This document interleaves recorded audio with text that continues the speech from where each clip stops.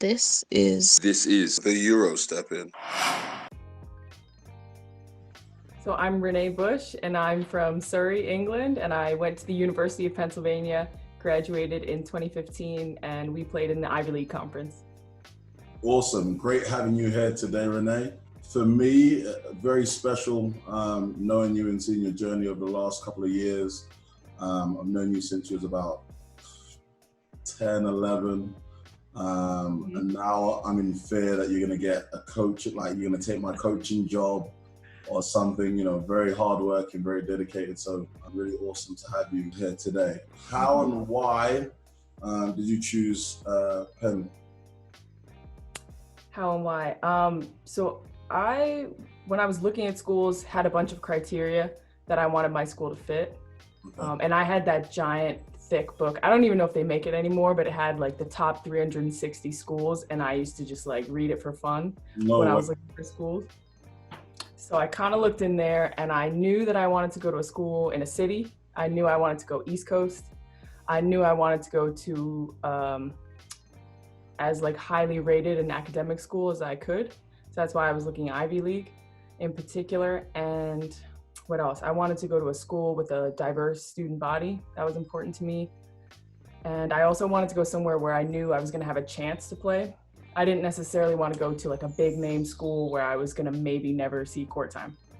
Okay. So those really helped me narrow it down. Yeah, and then I got in a conversation with Penn. We sent them some game film, and then I visited once, loved it, and then I applied early decision. It was actually the only school I applied to. Oh, wow. So it was kind of a done deal. And you seek them out rather than them seeking you out? Yeah, that's right. My father/coach started with sending out game film to coaches, and okay. That's pretty good. That's I don't really know it to go that way. But really? Yeah. In terms of, mainly the guys that I deal with, it's kind of like, you know, us coaches, we send out a bunch of tape to a bunch of schools, or it's word of mouth, and then it's whatever comes up. But for you to be able to kind of pinpoint and look at everything and go, you know what, this is where I want to be, not just because of the basketball, because everything else. I mean, that's pretty, yeah, I like that approach. That was important to me. To like be happy enough at the school that even if basketball didn't work out, that I would be happy to be there anyway. Okay, yeah, definitely. And I guess there's a lot of individuals that don't think that way in terms of separating the basketball side to the academic side, or what happens if it goes wrong. You know, you do get a lot of individuals that transfer or go to a different program. And I guess it's because, in some situations, and I wouldn't say all, they're kind of chasing the basketball element. So, you know, I guess in your sense, you're saying if the basketball didn't work out, you'd still be happy at the school. And there's a large majority like, if the basketball doesn't work out, I'm going to go to a different school. That's it. Yeah. And it's always what's most important to you too. Yeah. Yeah, that's cool. What type of scholarship did you get, if any, and did your grades play a factor?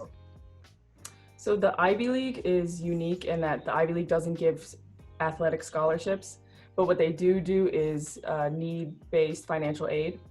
So I didn't qualify for that, and so there was no scholarship. I'm very thankful for my parents for funding my college education.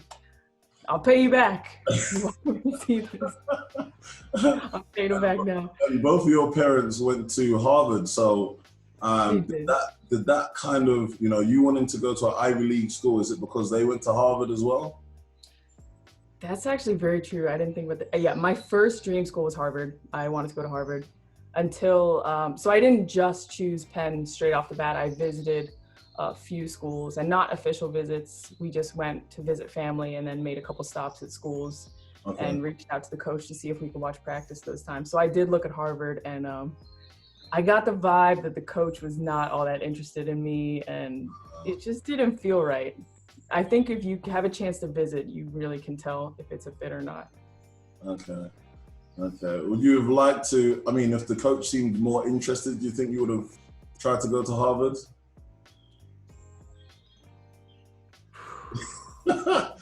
Maybe.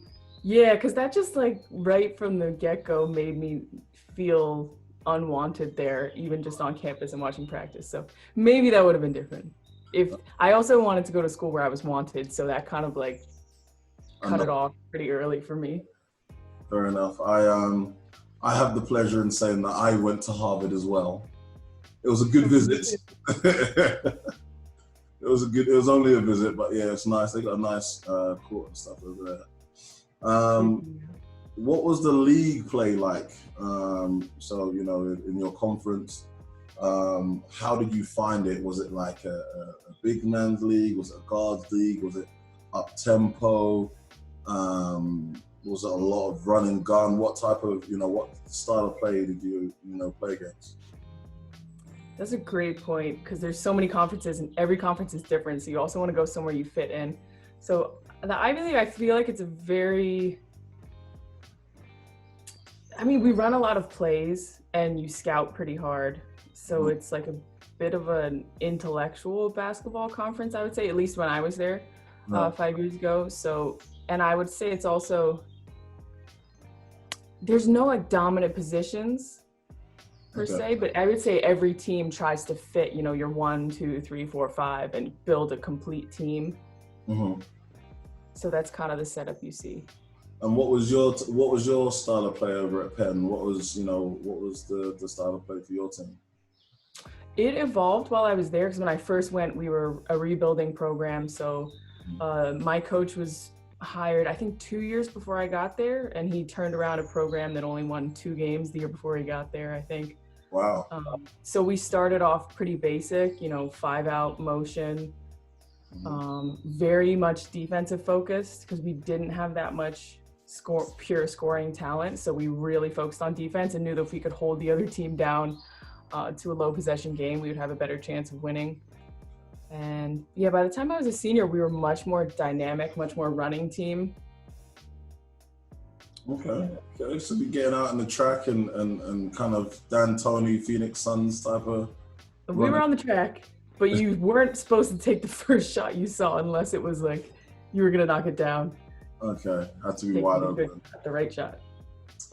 Being in an Ivy League school, I would imagine the academics was incredibly hard.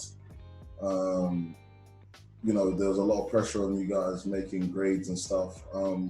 What helped you graduate and, you know, still commit to playing on the team? And are there any studying hacks that, you know, are there any shortcuts kind of thing that helped you out? Oh, I learned a few things. First thing, I used to think that I was pretty nerdy when I was in high school, and then so secondary school. And then when I got there, I quickly realized that I was a very small fish in a very big pond, and there were a lot of people a lot smarter and a lot more committed to academics than I was there. So I think giving myself that like breathing room to say like, okay, I'm not the smartest person here and I'm not going to be. So like gave me a little bit, like I could relax a little bit, but I still tried my best. You know, I would say get a tutor. There are tutors. If you're a freshman or maybe all through your college career, you'll have to go to study hall. So go to study hall and get a tutor as soon as you sense danger, just like early. Don't wait till right before finals. And I would say I thought I was being smart by using my secondary school credits to skip out of like an intro level course in college.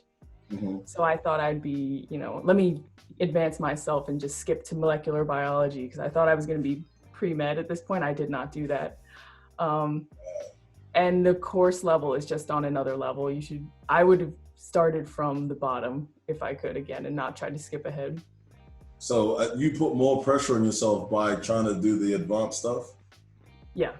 When, you know, it's going to be, basketball is going to be enough, especially in your first year. It's going to be so much to adjust to. So be reasonable. How did you balance both of them? Like, you know, studying and, you know, doing the best for the team, especially, you know, you're a bit of a workaholic, especially on the gym floor. So how did you study, especially the advanced subjects, as well as getting in the gym, getting your reps up, doing what you needed to do to try and put yourself in the best position to play? What did you do there?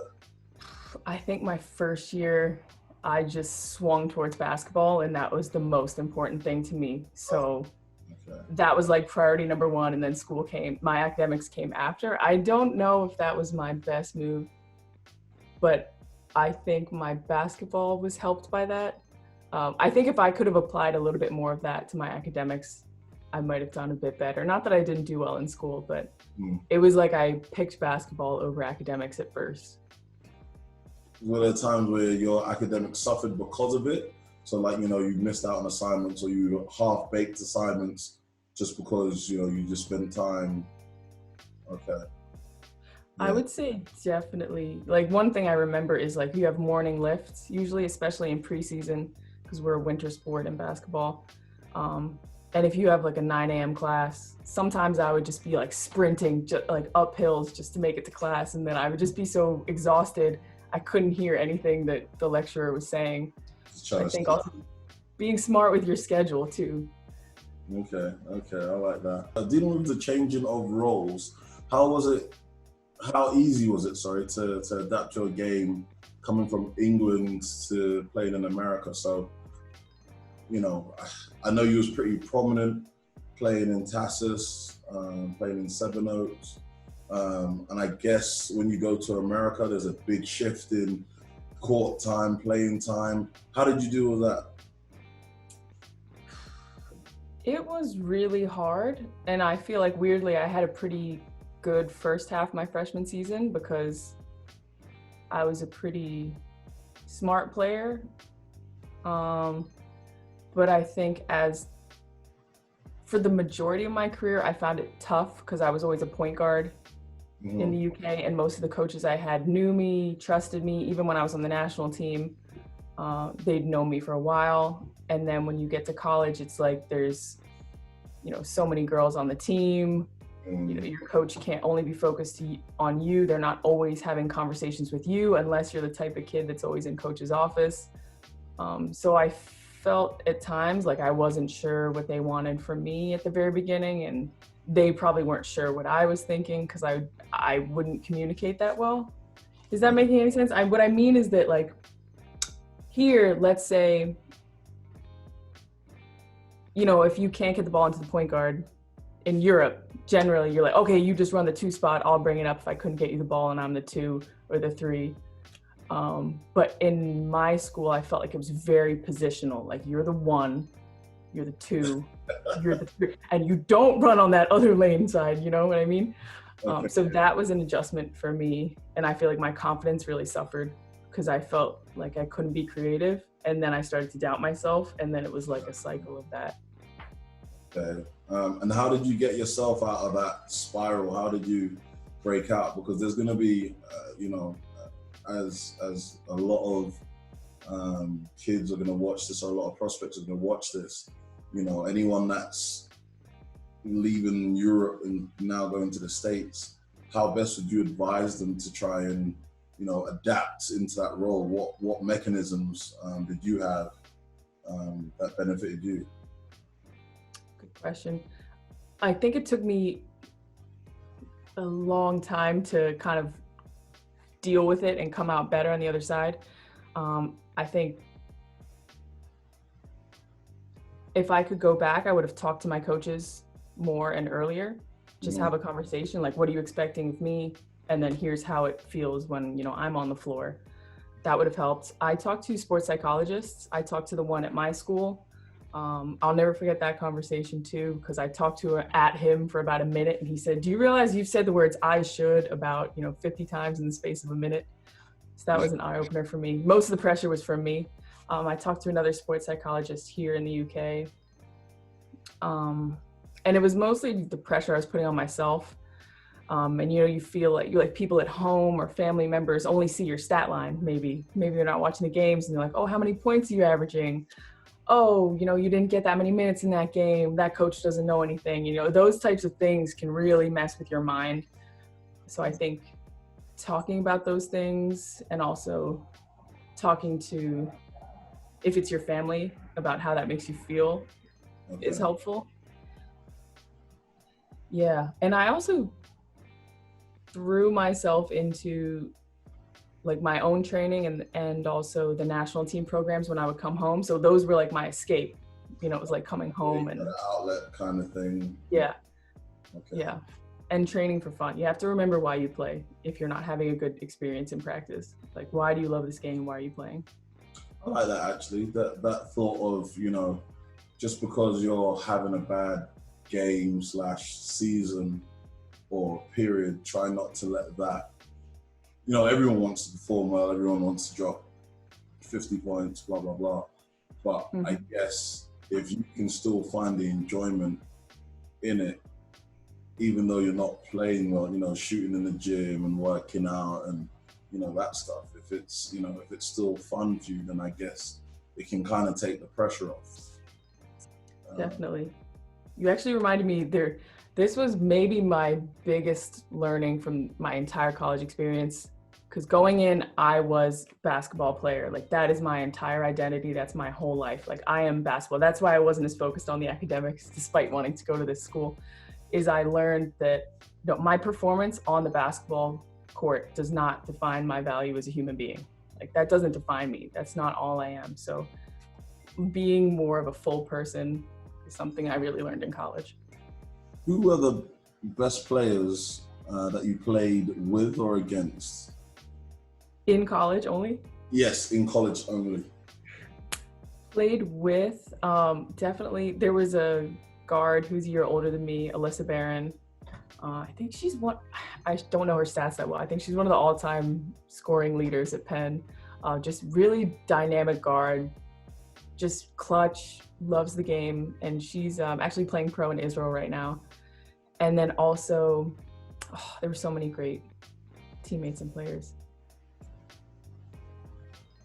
I mean, in terms of accolades, there was Sydney Stepanovic, who was younger than me. She was a 5 player, like just so solid her whole 4 years. And to perform as a freshman was really impressive. Yeah, I mean, those are just 2. I could name a lot. Okay. But with the knowledge that you have now, if you were to redo 3 things coming into college, what would it be? Oh, wow. I think 1, lighten up on basketball. I was like, how are you gonna tell basketball prospects, hey, lighten up? I think you have to know who you are as a person, though, and this is something I've also like, not every message is for you. So if you're like me and you're very intense and you want to make the most of everything and you put an insane amount of pressure on yourself, like, relax. Okay. Yeah. Like, breathe. And I guess tied to that would be like, your performance on the basketball court does not define your value as a human being. So like, you are not Renee Busch basketball player, you are Renee Busch and you play basketball. So I think if I'd have known that. And then also, I think I would have gone to like more campus cultural events, shows, other group performances. There's a whole world. Been part of the community a bit more. Yes, I was so focused on basketball. Yeah, and you know, me being in it now, there is a whole community, there's a whole lifestyle, especially the American culture. It's so enriching, especially at university. You know, everyone's got the different pledges, the different societies, the different groups, the different, and I guess it is a shame to kind of have the opportunity to learn and experience those things and not take full advantage of, you know, that opportunity. Absolutely. They're all literally right here on this campus, like, just for you. You'll never again live in this place where it's all people of your age, different people from different backgrounds. And for the most part, people are looking to make friends and meet people, so. Yeah, that's true. And what was your 3rd thing? So it was lighten up, experience more stuff. That's probably something not basketball. I think also, you know, explore my academics too. because I just fell into a major. I majored in economics.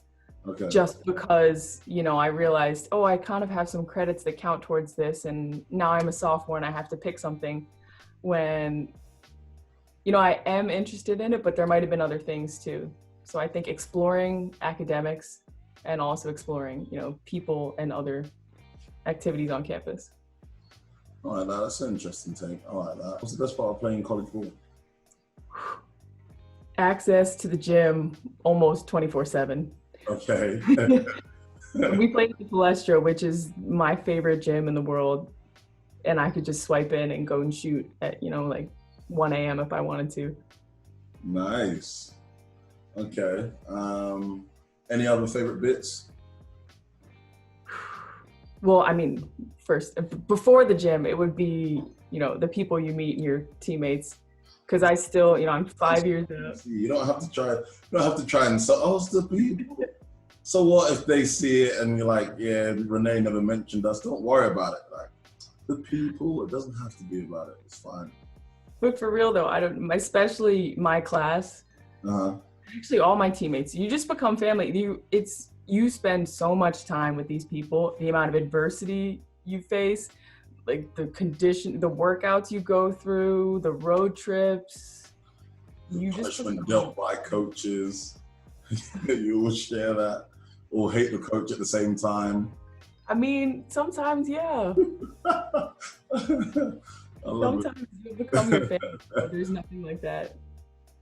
How is it playing in front of college fans? I know there's a big difference in the UK in terms of the attendance in National League games and club games.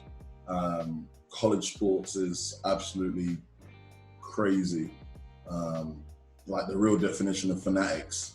So, what was it like? How did you adjust to playing in front of large crowds and people shooting and hollering and shouting?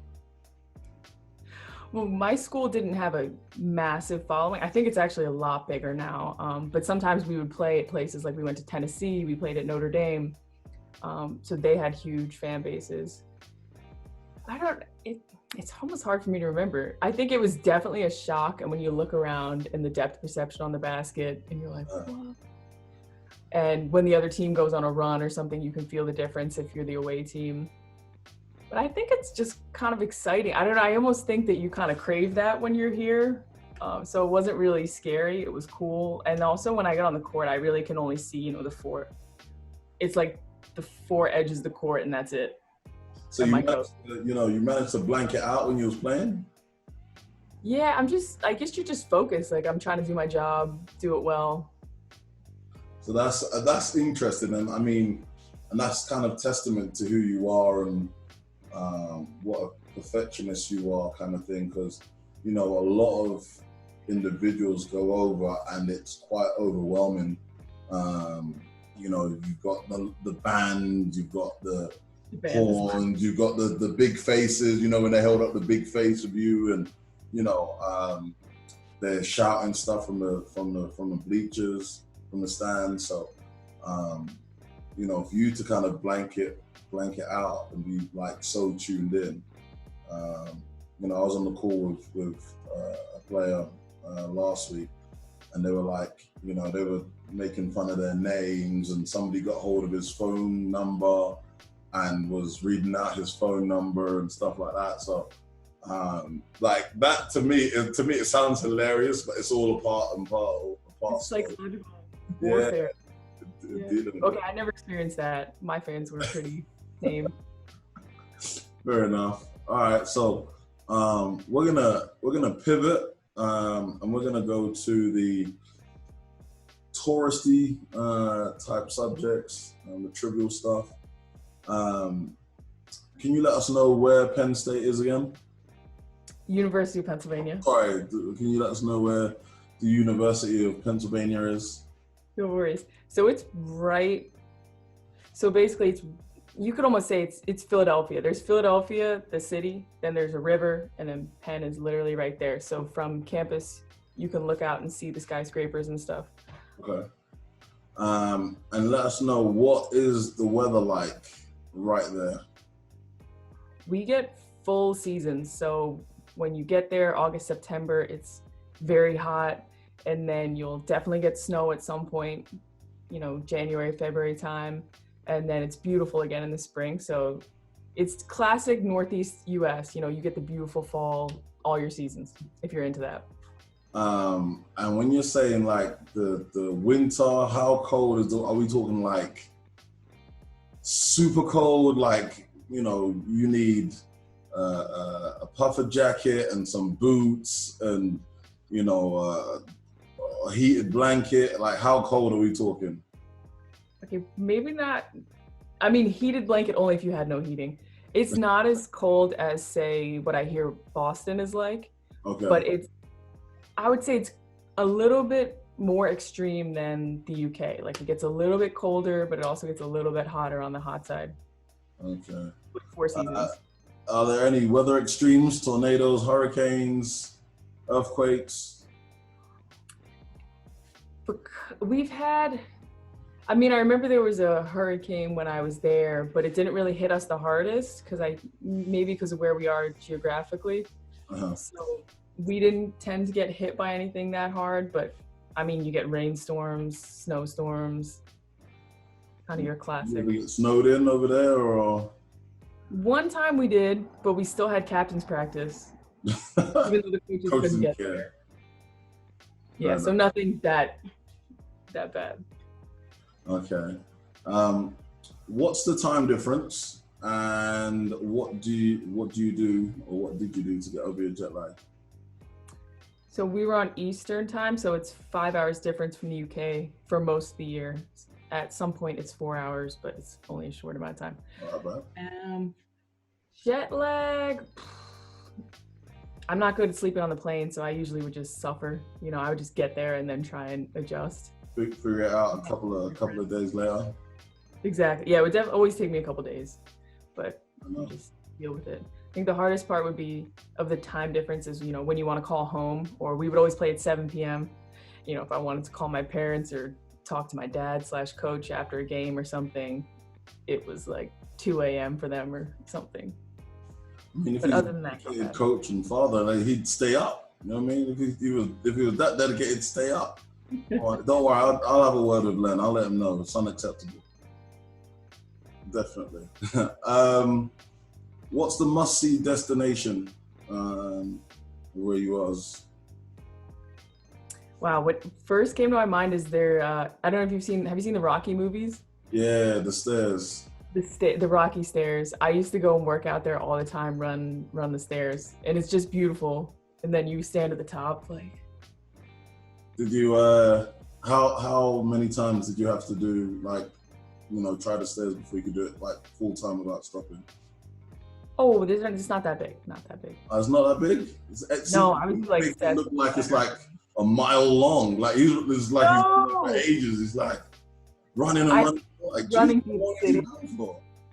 No, there's not that many stairs. They're in sets of 7. I want to say it's 4 sets of 7 or something, but they're kind of long stairs. Oh, okay. Like the platform is long. So it was not too bad. Okay. No, you want to do sets of them. Yeah. You know, you say it was a go-to destination? In Philly, there's so many things. I would say Philadelphia to me is one of those cities that you want to just explore. It has a lot of different pockets. Like, yeah, you just kind of got to wander. And it's not massive like New York. Like, you could walk from one side of Philly to the other. I mean, it would take you all day, but it's doable. So I feel like it's just an explorer city. And the food scene is also great. Just go out and walk around. Yeah, it's a chill city. Now, I'm assuming it's going to be the Philly cheesesteak sandwich, but where's the best place to get food, and what's the best food in Philadelphia? Wow. I mean, I don't think the cheesesteak tastes the best, but I feel like if you're in Philly, you have to try it. You have to. Yes. Because everyone's doing it. I mean, like, water ice is another famous thing, but they say water ice. What's that? It's kind of like almost like a snow cone type, like flavored ice, but then you can eat it with cream too. Okay. It's pretty famous there. What else? I think there's a lot of kind of individual brunch spots or individual, we used to call them BYOs, like restaurants. Like in Philly, it's a big culture of like, you bring your own alcohol to the restaurant to have like dinner or something when you're 21. Obviously, obviously. But there's a lot of independent places. That's the scene that I think is the coolest in Philly. Any names for us? Any particular names? Oh my gosh, it's been so long since I was there. I mean, if we're talking on campus, but if you go on campus, you'll know everything. I thought of like Baby Blues Barbecue. There used to be this restaurant called White Dog that was pretty fancy. Federal Donuts. If you're into chicken and waffles and donuts, Federal Donuts. Federal Donuts. By the sound of it, it doesn't sound great, but I'll take your word for it. Federal Donuts. Federal Donuts. I wonder if they changed their name because they're not affiliated with anything. Their logo's a chicken, so I don't know why they're called that. Fair enough. Best place to get new kicks. Where's the best place to get shoes? I am not a shoe buyer. In college, we just got free shoes, so I would just wear those the whole time. Free shoes is the best place for me. If it's free shoes are my favorite shoes.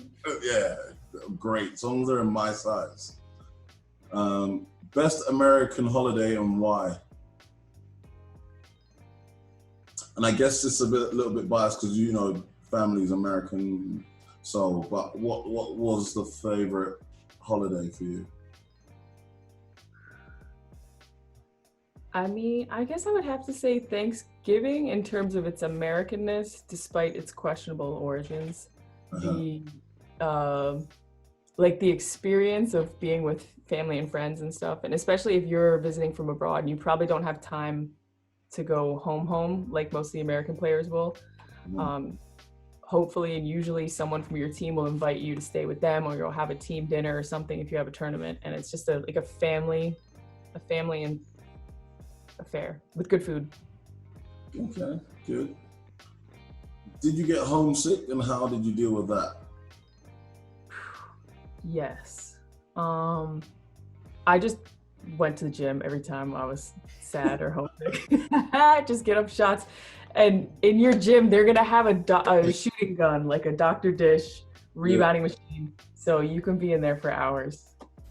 You are like, there's something wrong with you. This is like, I get sick, homesick, I'm gonna go shoot. Basketball is the escape. I'm gonna go shoot.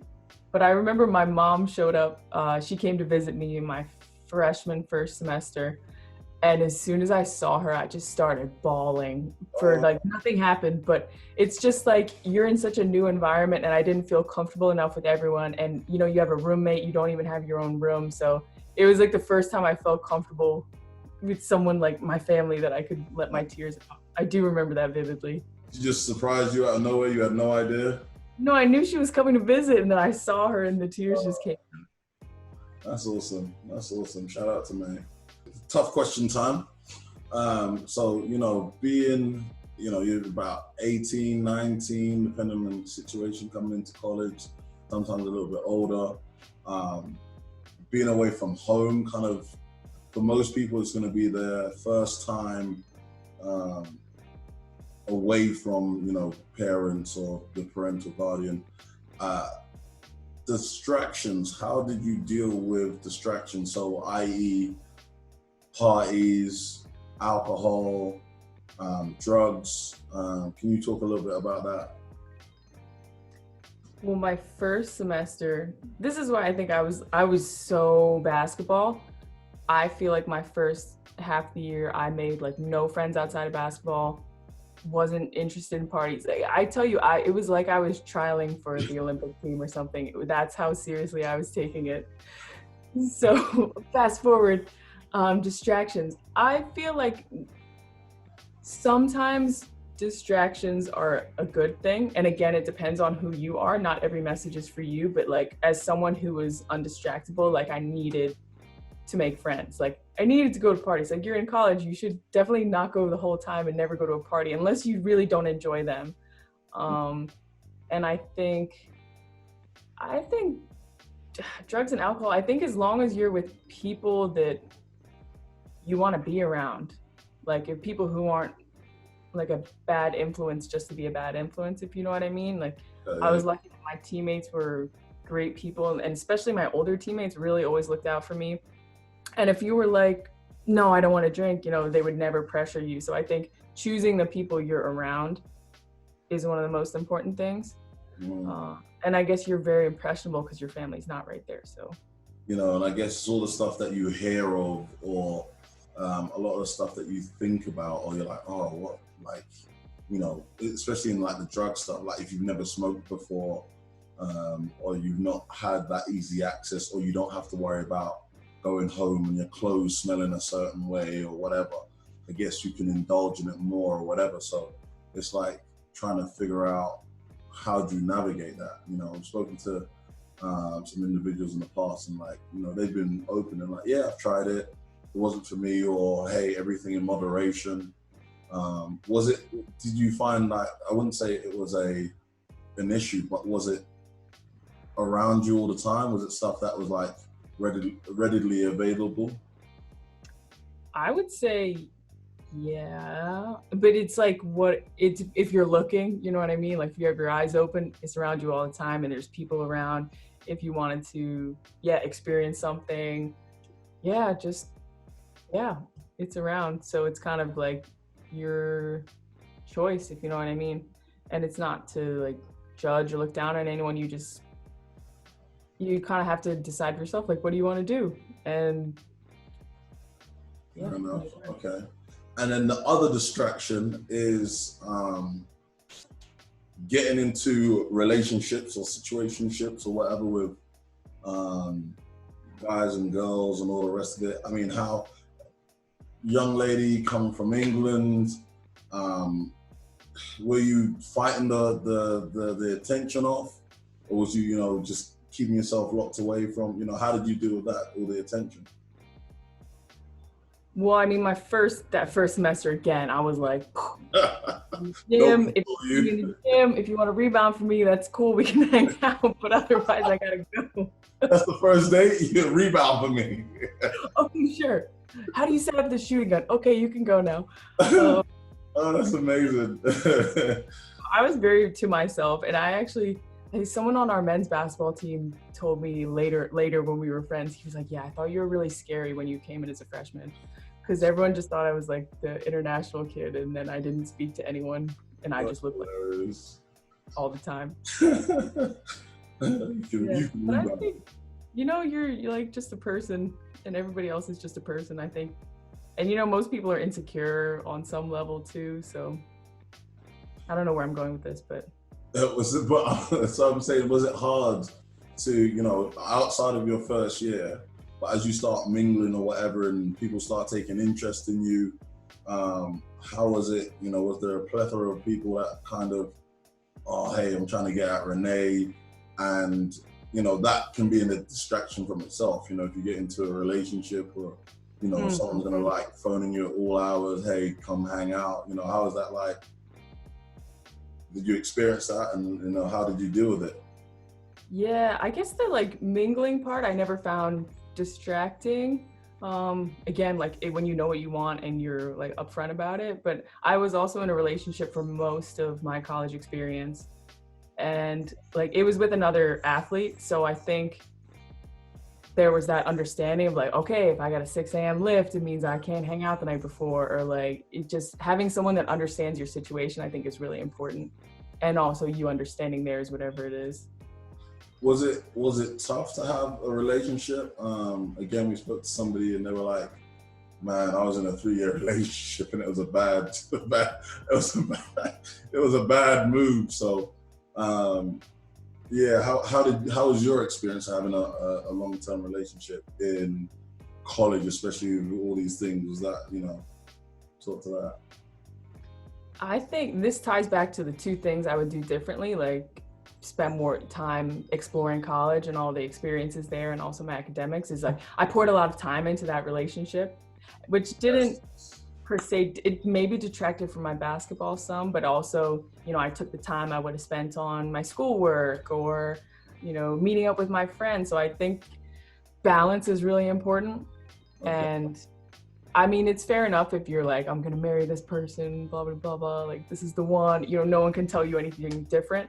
But I would say, you know, you're only going to be in college probably that one time in this format. So like, don't let that experience go. So I guess for me, that was like a little bit of a regret.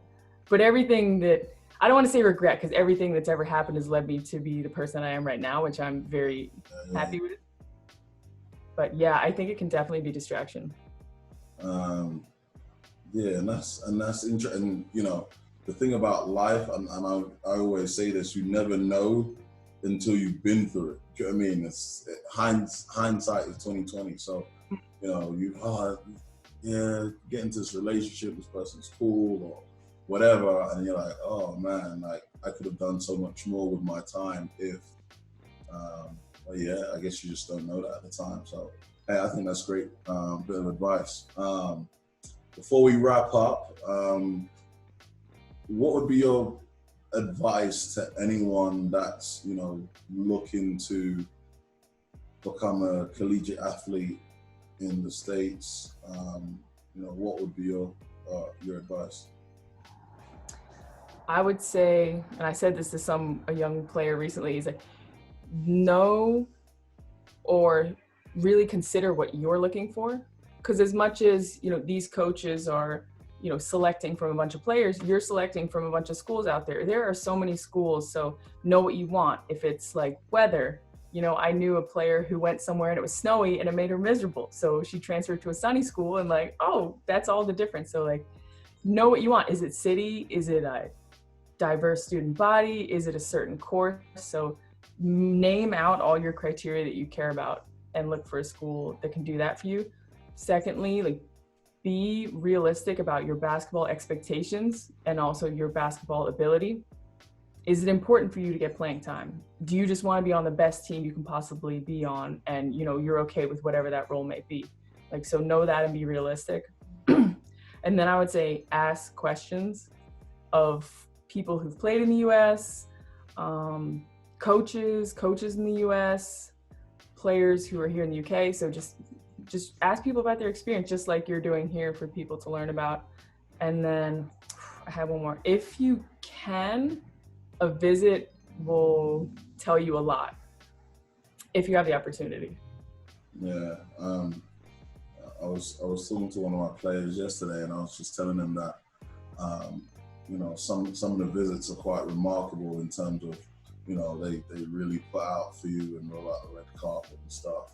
And it's kind of like what you're saying about feeling wanted. When you have that connection and you feel wanted, it kind of changes your perspective, or it kind of heightens your want to go to a certain program. So yeah, going on a visit can be, you know, hit and miss. I think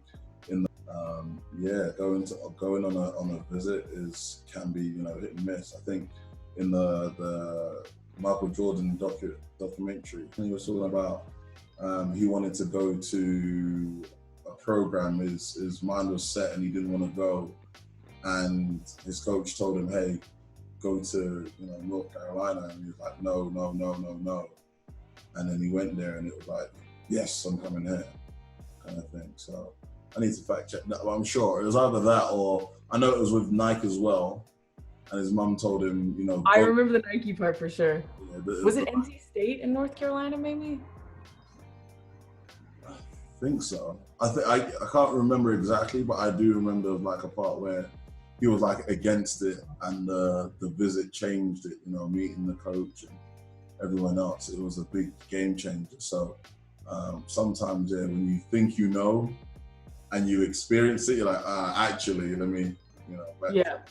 And there's nothing wrong with that. Renee, it has been absolutely fantastic to have you. Great seeing you over the years and you doing your thing. And absolutely petrified. I've said it to your dad a million times and other people. I am petrified of any time you wanting a job or my job specifically, because I know that you'll most likely get it with your work ethic and the way you approach what you want to achieve. So I'm very thankful to have you here today. Yeah, thank you. Yeah, thanks so much for having me. There are jobs for all of us. One day you might hire me. We'll see. I'm Renee Busch, and you've been watching the Eurostepping. This is the Eurostepping.